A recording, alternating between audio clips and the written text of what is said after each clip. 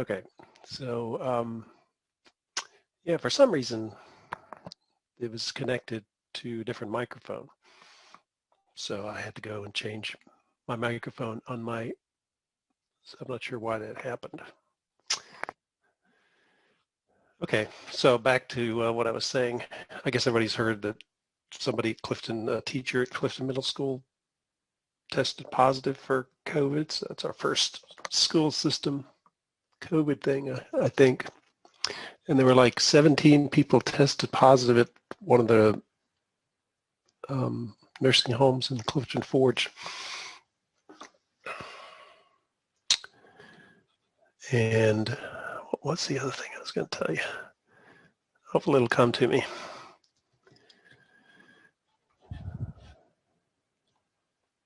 So 28 people?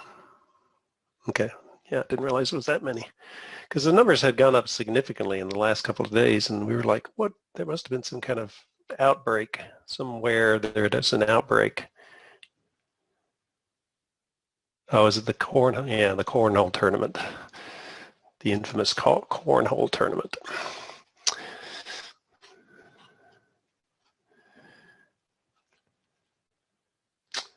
Okay, so let's finish up section 1 today, which won't take too long. So this is another one of these cases of solving a differential equation. And a differential equation, which we'll go into a lot more detail in chapter 6 in the second semester, is an equation where you have the derivative of a function and the function in the variable that's the independent variable. So here, instead of given the function and asked to find the derivative, we're given the derivative and we're asked to find the function. So if you're given the function to find the derivative, you use the rules for taking derivatives. To find the actual function, what we're going to do, yesterday we used y prime as a notation. What we're going to do here is we're going to rewrite this derivative in the other form, the dh dt form.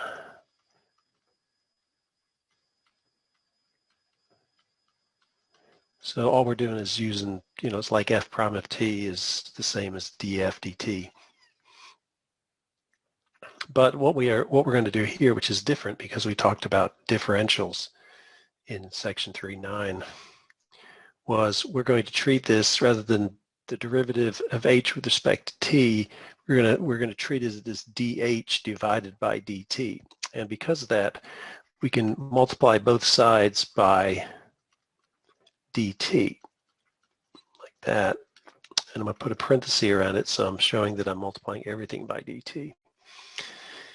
Then to solve for h, to solve for the function h of t, what we do is we apply the antiderivative to both sides.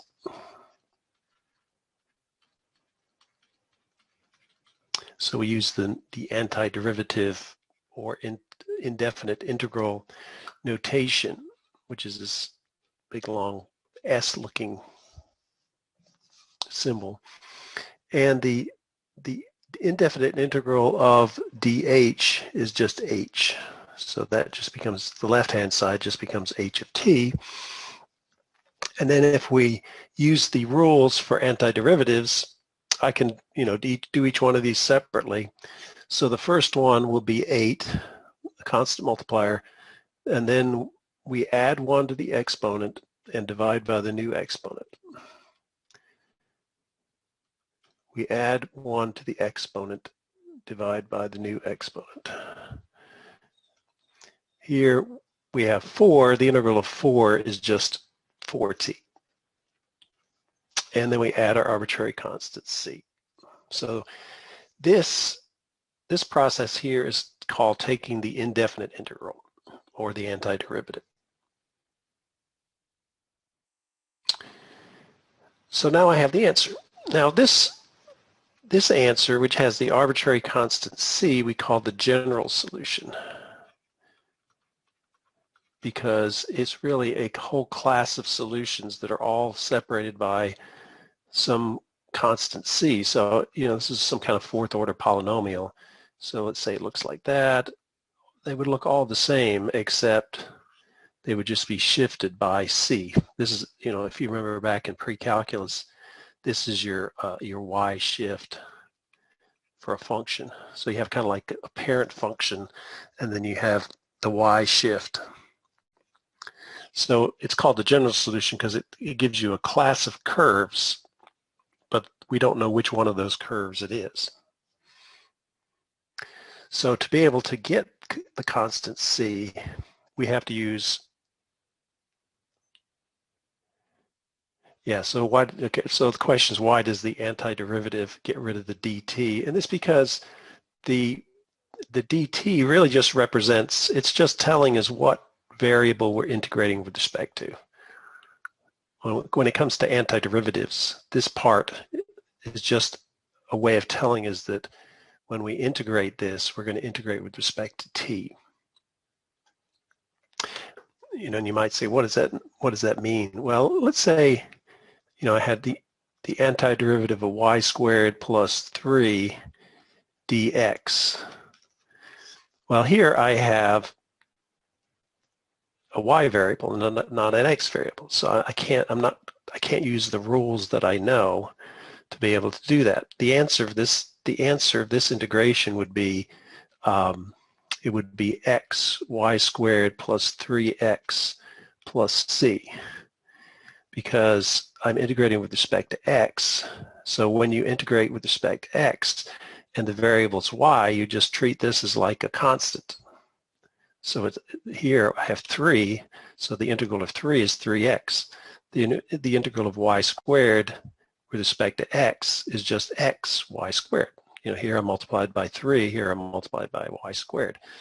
So that's the only purpose of the dt. So when I've actually performed that operation, I just take it out because I've already done this. I've already done the antiderivative.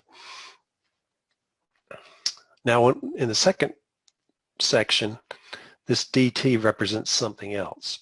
But for right now, it's just telling us that it's the variable we're integrating with respect to. It tells me that when I integrate 4, I get 4t.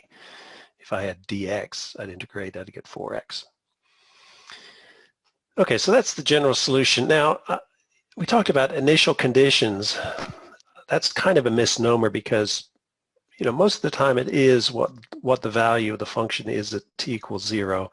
But in this case, I give the value of the function at t equals 1. So it doesn't actually have to be the extra piece of information they give you doesn't have to be at x equals 0, t equals 0, whatever the independent variable is. So to apply this initial condition, what we would do is we would put the value here, -4, over here. So h of t, which is in this case h of 1, what we would say h of 1 is equal to -4, and then you would plug in 1 over here for t. Now I can simplify this. This is actually 2. So I'd have 2 times 1 to the 4th plus 5/2 times 1 squared plus 4 times 1 plus c. So what do I get? I get -4 is equal to 2 plus 5/2 plus 4 plus c. And if I combine all this stuff together, I'll get 6. 2 plus 4 is 6, which is 12/2. 12/2 plus 5/2 is 17/2. And then if I subtract 17/2 from both sides,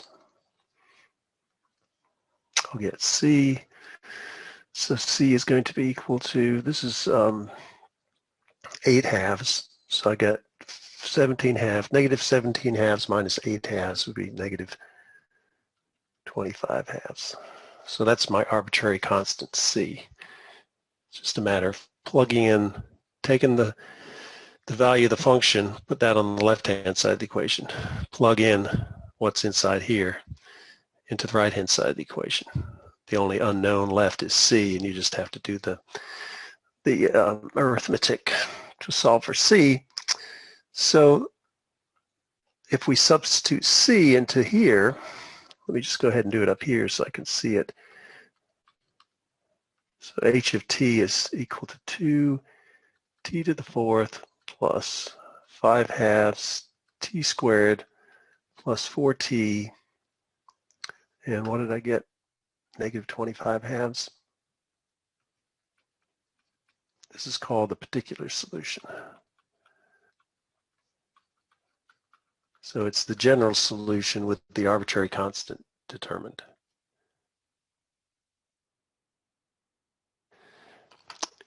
Yeah, if I hadn't simplified 8 over 4 is 2, you would have still gotten the correct C. I would still expect you to put, if it was on a test, I'd expect you to recognize that 8 divided by 4 is 2. I'd take maybe a small amount off. So look for simplifications if they're there. Typically, it's usually when you're dividing an even number by another even number.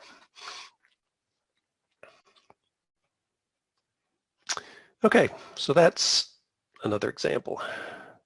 So what we learned in this first section is just how to take the antiderivative and of a function using the rules, the rules for integrals instead of for derivatives. You won't have to memorize the rules. You'll actually be able to bring in a sheet of paper that has all the rules. So you just have to know how to apply the rules. And also this case of solving a differential equation, which is just taking the antiderivative and then finding the arbitrary constant c by applying some known point on the solution.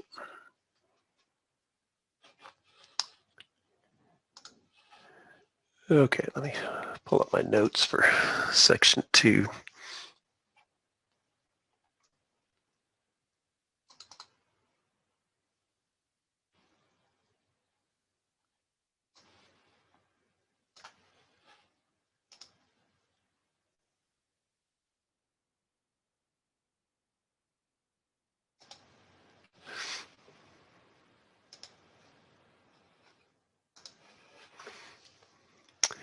Okay, let me change color.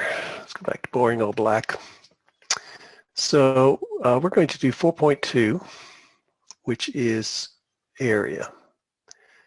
So we said there are two things for doing using integrals for. One is to solve the differential equation. In this case, we're doing a simple differential equation. The second one is to find the area underneath the curve. We use that example of a ball hitting a bat, and and we talked quite a bit about it in physics yesterday, as far as looking at, say, force versus time. And if we have measurement of force versus time, that area, the area underneath this curve, between the curve and the x-axis, or in this case the t-axis, is equal to the, involves the integral. But we got to prove why that's true.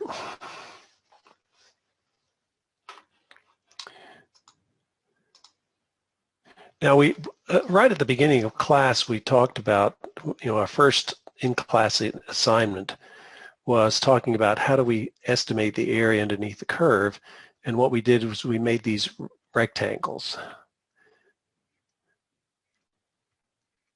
And we said that if we can find the area of the rectangles that are underneath this curve or somewhere associated with this curve, that we can get an approximation of the area. And the more rectangles we have, the better our approximation is. So the whole idea behind finding the exact area underneath the curve is to construct some rectangles and make the number of rectangles go to infinity, which means the width of the rectangles has to go to 0. So I'm going to set up kind of an example here. Let me find my picture. Skip over that for right now, but I'm going to. Okay, so here's some kind of a function like this. And we're going to pick some value of x we're going to call a. We're going to pick some value of x called b. And the question is, and let's call this f of x. So this is the relationship, y equals some function of x. The question is, what is the area under the curve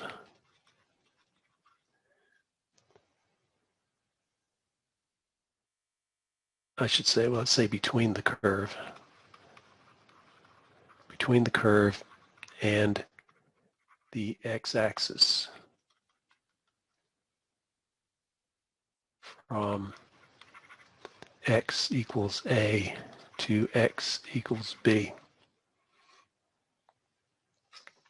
Now what we're going to do is we're going to create a rectangle in here between a and b.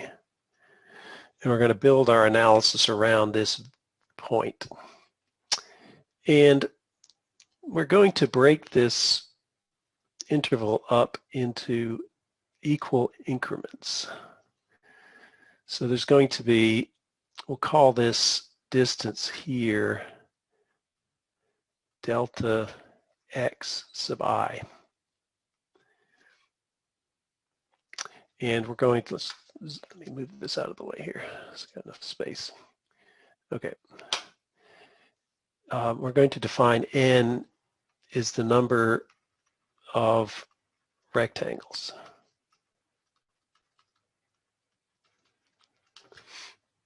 Delta x sub I is the width of the ith rectangle. Now, because we're going to assume that they're all the same width, it turns out that delta x sub I is going to be equal to b minus a divided by n.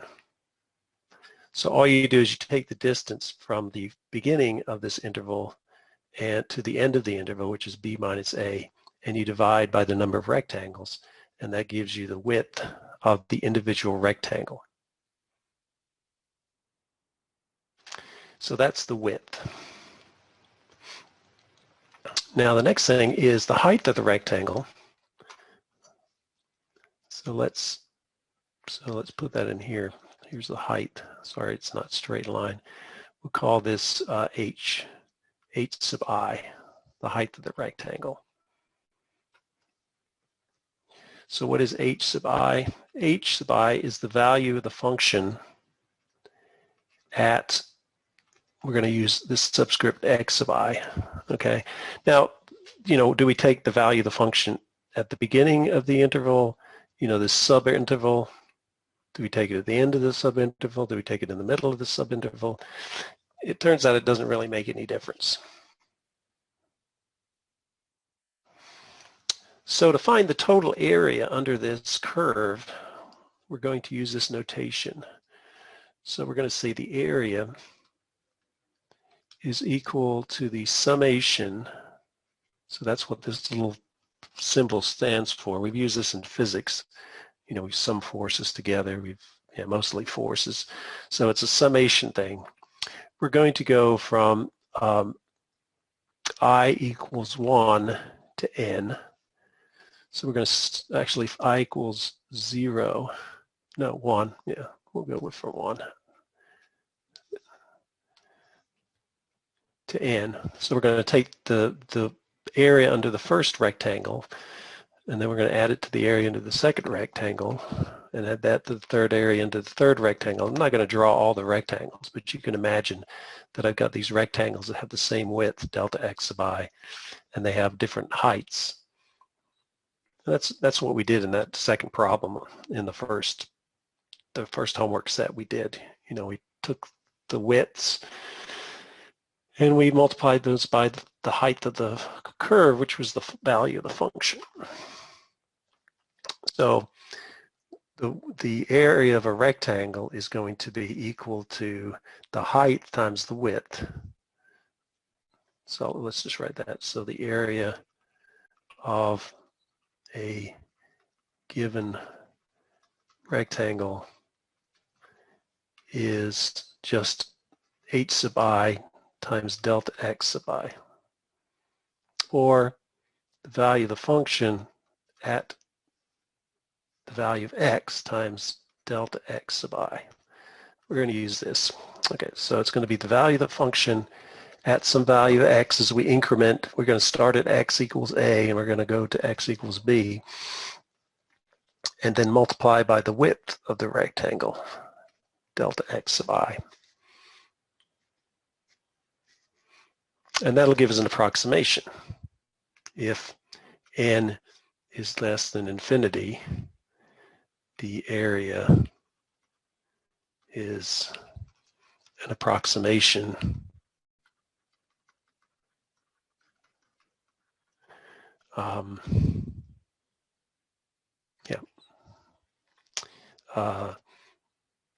the larger n, the better the approximation.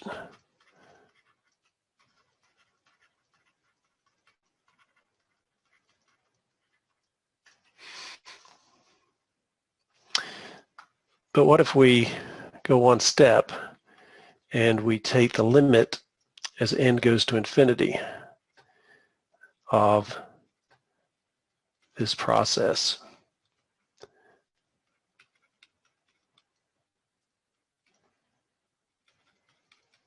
Then we'll get the exact answer. So how do you do that? It's kind of like, how did we take delta x to go to 0 in derivatives? So this is the same kind of thought process. It's not exactly the same procedure. One last thing is we've got to figure out how to increment this x value. So you've got x1, you've got x2, x3, x4, x5, all the way up to x sub n. So it turns out, let me find the equation so I'll make sure I do this right.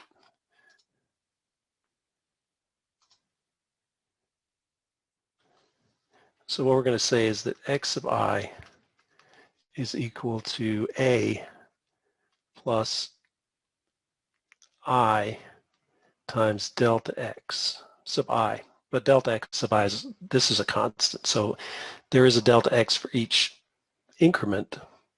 But it turns out for our case, we're going to let this just be delta x.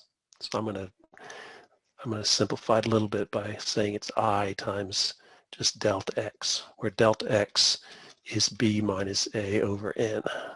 So once you've specified the interval and the number of rectangles, then you have the delta x specified.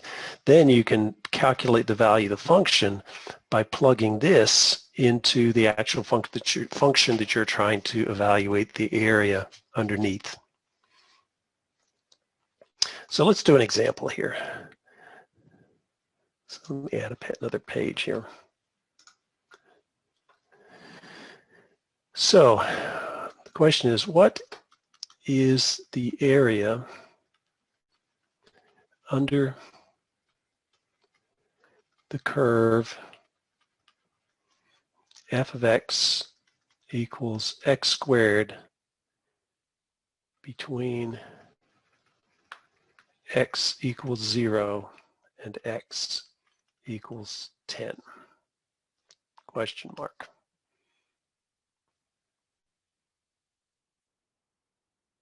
So if we look at that, I'm going to just sketch it. It's a parabola. So we go from 0 to 10. The y value goes from 0 to 100 because 10 squared is 100. And what we're looking for is what is the area underneath that curve.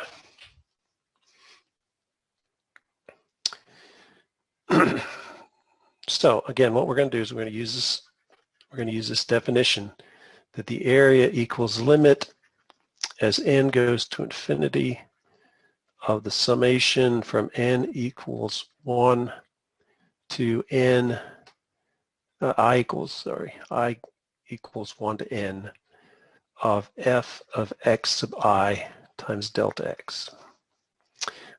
We said delta x is equal to b minus a over n, so we have that part.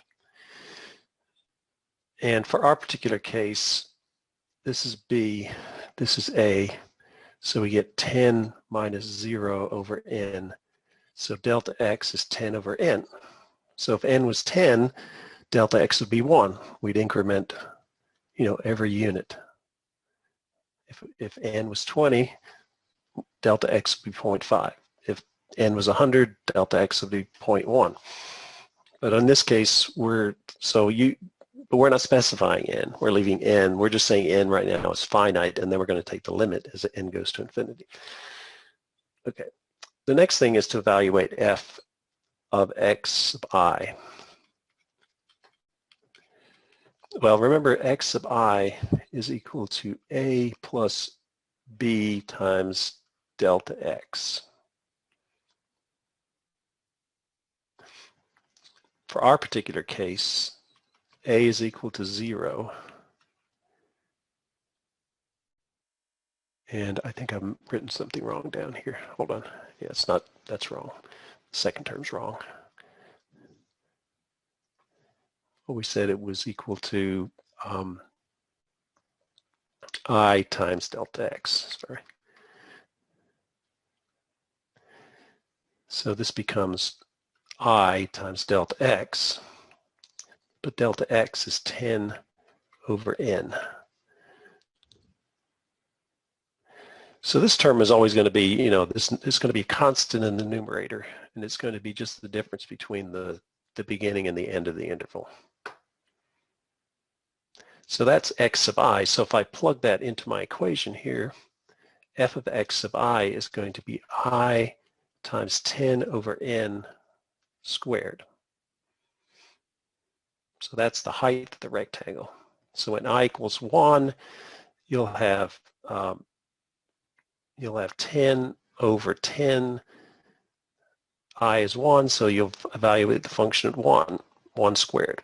When I equals 2, you'll have 2 times 10 over 10, which will be 2, so you'll have 2 squared, 3 squared, 4 squared, 5 squared. Those will be the heights of the function. So to put all this thing together,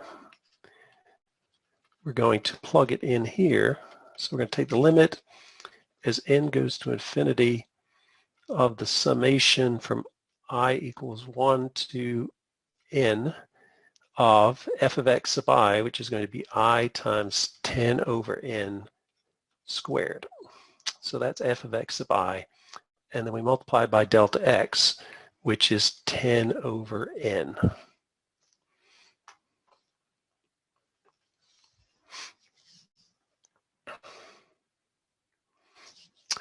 Now, actually, what about, I've got something wrong here. Do I have something wrong? No. Now, as far as this summation is concerned, n is a constant.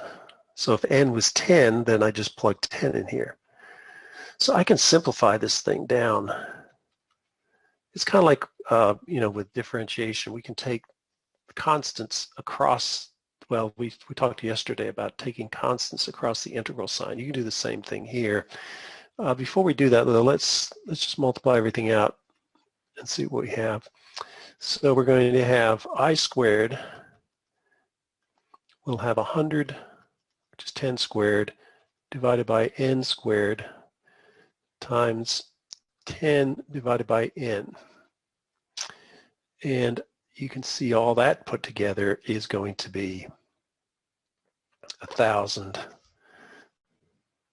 So we'll have 1,000 over n cubed times I squared. Now I forgot the summation thing here. Summation from I equals 1 to n. So what we can do is we can take these things outside the summation.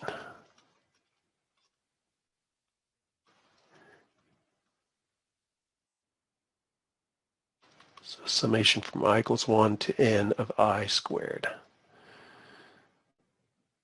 So what the heck is what is that? Okay, so we're gonna go back. I skipped over this because I wanted to get to this point to say, oh, how do we do that? Let's talk about what these represent, because we're going to end up, when we do these kinds of problems, we're going to end up with the summation of I, the summation of I squared, the summation of I cubed. How do we evaluate this summation thing? What does this summation mean? So we're going to have to step back for just a second. So we've got about 4 different scenarios here. We have the summation from I equals 1 to n of a constant. So C is a constant. What does this mean? Well, let's say, question mark, let's say n equals 3. So that says the summation from I equals 1 to 3 of C. So what it's saying is we're going to take the constant C, we're going to go through this counting process. So when I equals 1, C is just C. Okay, so that just becomes C. Then we're going to increment to I equals 2. When I equals 2, we're going to add, then we're adding all these things together. These are summations. Then when I equals 3, we add C again, so we get 3C. So the generalized formula here, the summation from I equals 1 to n of a constant is just equal to n, however many increments, how many summations we have times C. It's just a, or we could say it's C times n, where C is a constant. So let me just do an example. If we have the summation from I equals 1 to n of 4, that's going to be equal to 4 times n. So if n equals 3, it's going to be 4 plus 4 plus 4, which is 12. So we're going to say for n equals 3, which is this example. If we do it the long way, we get 4 plus 4 plus 4. Or if we use the formula, it's going to be equal to, so if we do the case from I equals 1 to 3 of 4, that's the same as 4 plus 4 plus 4. Or we could use the formula, which says it's equal to n, 4 times n. 4 times 3, which is 12. Get the same answer. This is the short way, because I'm just multiplying 2 numbers together here. I'm adding the numbers together. And when you only have a couple of numbers, it's 6 of one and half a dozen the other. But if I had 120, instead of adding 104 together 120 times, it'd be easier to just multiply 4 times 120. Okay, so that's the simplest one. Now, what if I do the summation from I equals 1 to n of I? What does that mean? Well, let's look at an example here. For n equals 4. So what is the summation from I equals 1 to 4 of I? Well, when I equals 1, we have 1. The argument of the summation is 1. So this is for when I equals 1.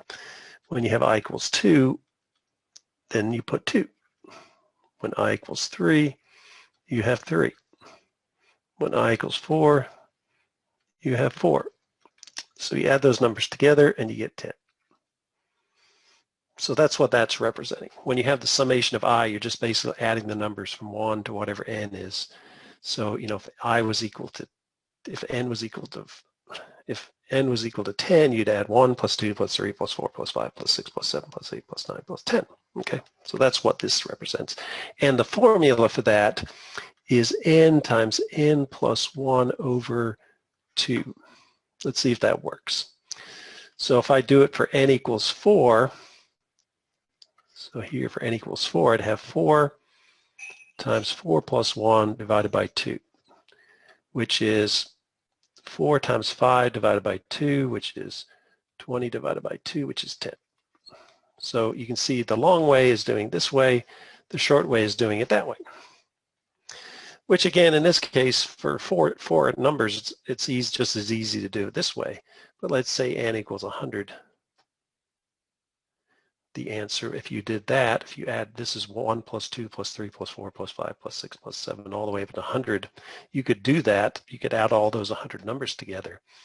But if I were to do it like this, summation from I equals 1 to 100 of I could use the formula, which would be 100 times 101 divided by 2.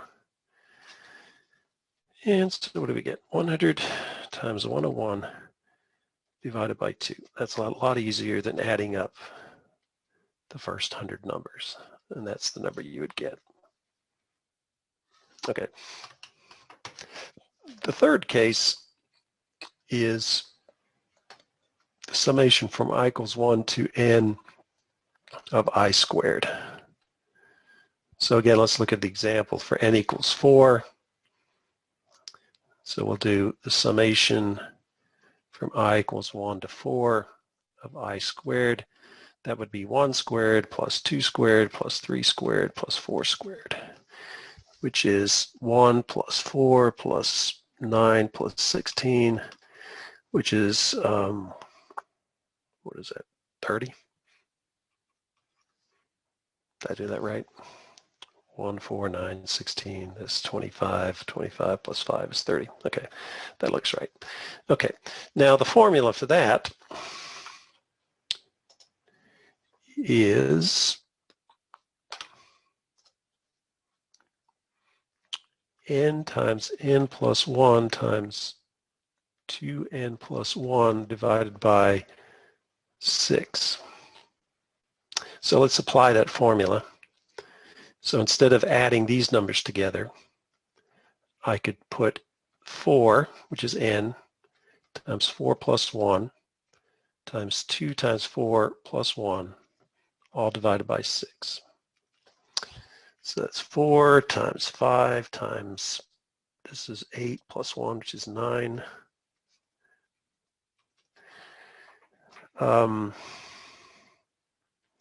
So if you multiply all those numbers together, so if you take 4 times 5 times 9, that's 180 divided by 6, which is 30. So we get the same answer. Ta-da! So again, here it's about the same amount of work, but if I had n equals 100, it would be a lot easier to do that, to use this formula than take 1 squared plus 2 squared plus 3 squared plus 4 squared, blah, blah, blah, blah, blah, blah, blah, 99 squared plus 100 squared. And you would get a number, and it would take you a lot longer to do it that way. Now, what we're going to do is we're going to let n go to infinity. So we don't want, we can't do infinity. So the third equation we're going to use, and this is because we're going to look at polynomials. We're doing this all with polynomials to prove the technique. So we have the summation from I equals 1 to n of I cubed. Surprisingly, I cubed is looks actually a little simpler. It's n squared times n plus 1 squared over 4. And I could do the same thing. I could take 1 cubed plus 2 cubed plus 3 cubed plus 4 cubed, add those together, and then I could plug in n equals 4 here, and I'd get a number, and they'd match up. So the key thing is to have these formulas available for the summation of a constant, the summation of a counter I, the summation of the counter squared, the summation of the counter cubed. So now the one we need is this one right here. So I'm going to put it on my screen over here so I have it, but this is the one that we're going to need, because if we go back to the previous page, you see that what I need to do here is I need to evaluate this part of the expression. So I'm going to take the limit as n goes to infinity of 1,000 divided by n cubed. And what I'm going to do is I'm going to replace this with the equation I just showed you, which was n times n plus 1 times 2n plus 1 divided by 6. So I can replace this summation of I squared with this formula. Now, before let me move this over to the side again. Let's multiply this thing out. So if I multiply here, I'll get n squared plus n, and then I'm going to multiply it by the third term, which is 2n plus 1. So this times these give you that, and then I can use FOIL. So I'll have 2n cubed from here. I'll end up with 2n squared for the inner. I'll end up with n squared for the outer, and I'll end up with n for the end. So if this simplifies down to 2n cubed plus 3n squared plus n. So I'll make that substitution here.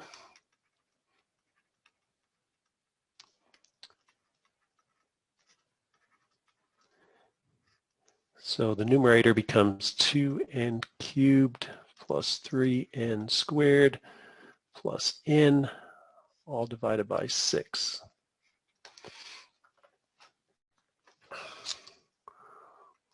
Now, I'm going to move the constants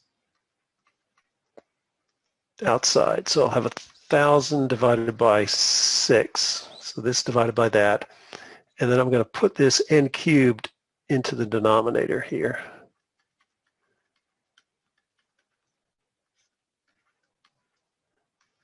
Like that.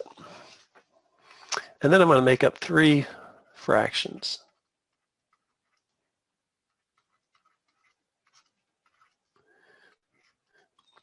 I'm going to have 2n cubed divided by n cubed plus 3n squared divided by n cubed plus n divided by n cubed.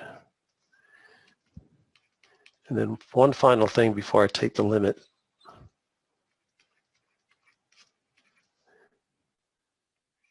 I'm going to simplify this. So it'll be 2 plus 3 over n plus 1 over n squared. So here, n squared cancels out with n squared. I'm left with n in the denominator here. I have n divided by n cubed. So what is the limit of 3 over n? This is a chat question. See if you're still paying attention or not. What is 3 over n when n goes to infinity?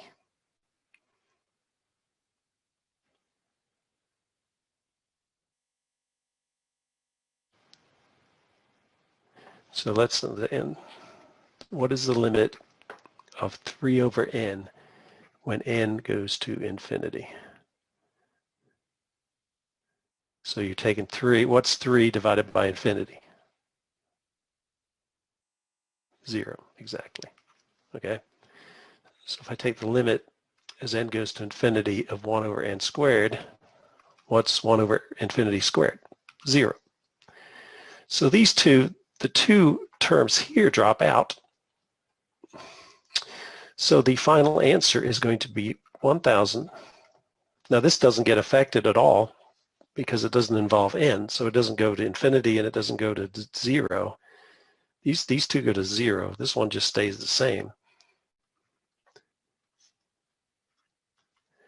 So what I end up with is 1,000 divided by 3, which is 333.3.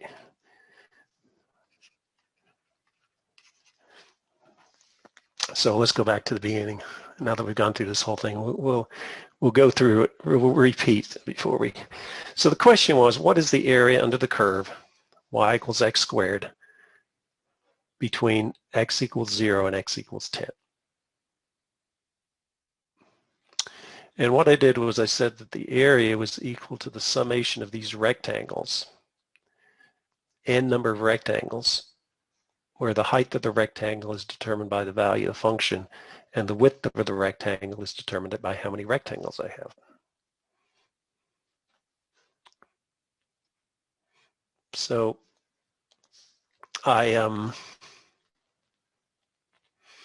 the width of the rectangle is just the distance between the beginning and the end of the interval, b minus a, divided by the number of rectangles. So that gives me the width of the rectangle.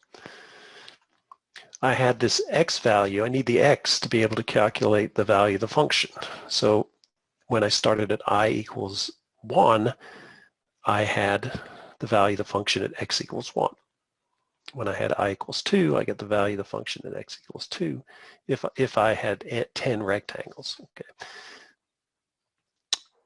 So this process is just incrementing the x value. Then I plug that x value into the function. That gives me the height of the rectangle as I increment from left to right. So to get the area, I add up all those rectangles, the height of the rectangles, the width of the rectangles. What I find out is I have this counter I, which ends up being, you always end up with a summation of a counter when you do these, once you've taken out any constants and any exponent of n. And we have the formulas for what is the value of the count, this summation involving the counter for a given value of n. So that allows us to use those formulas, which is what I did. I replaced this summation of the counter with this formula. And when I let n go to infinity, ultimately, when n goes to infinity, most of the terms disappear. They go to 0.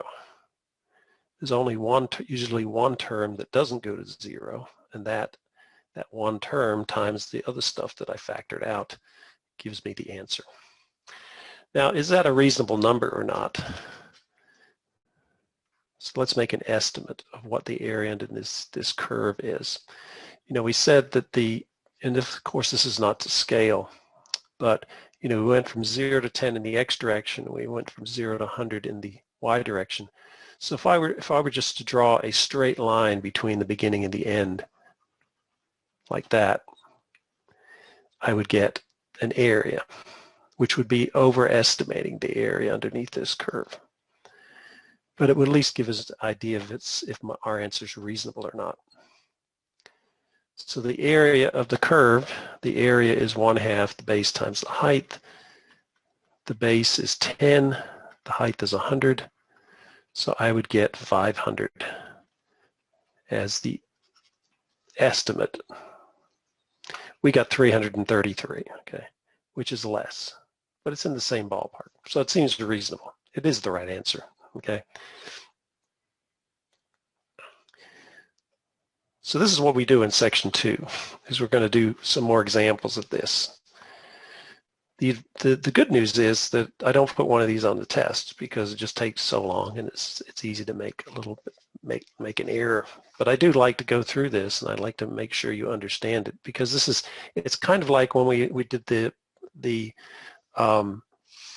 limit definition for the derivative. You know, we went through all that work of using rationalization, dividing out, the squeeze theorem, all these kinds of things. Ultimately, we ended up with a formula, a technique. Now I'm going to finish up today, I'm just going to show you something. Now, in section 4, we're going to introduce this concept, which is called a definite integral. And definite integrals for areas. But let's say, so I'm going to use some notation we haven't used before, but I'll explain it in the next couple minutes, and you know, we'll come back to this. What if I take the antiderivative of the function that I'm trying to evaluate the area under? So I'm trying to find the area under the function x squared. If I took the antiderivative of that, I would get x cubed over 3. Now, here you can see are the values of x where I found the area underneath of.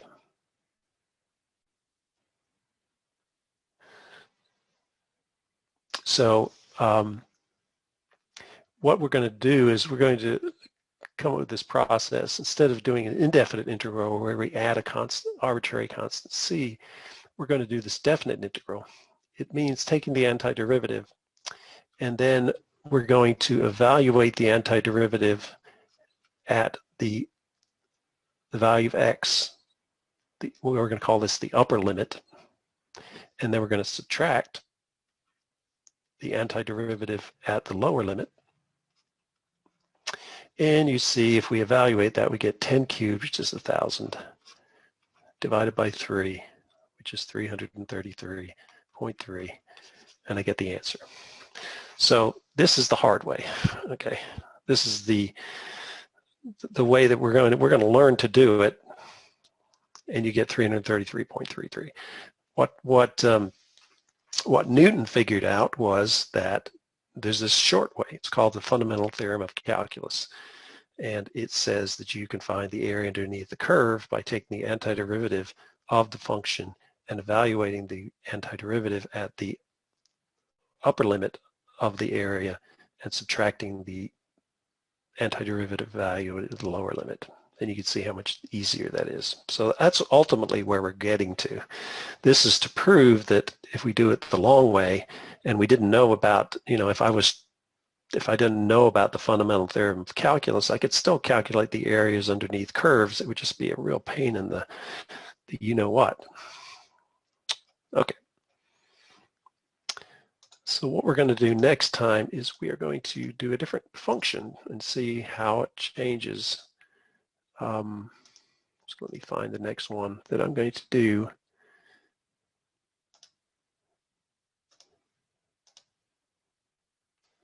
Okay, so let me add a page. So this is the one we're going to work on Thursday.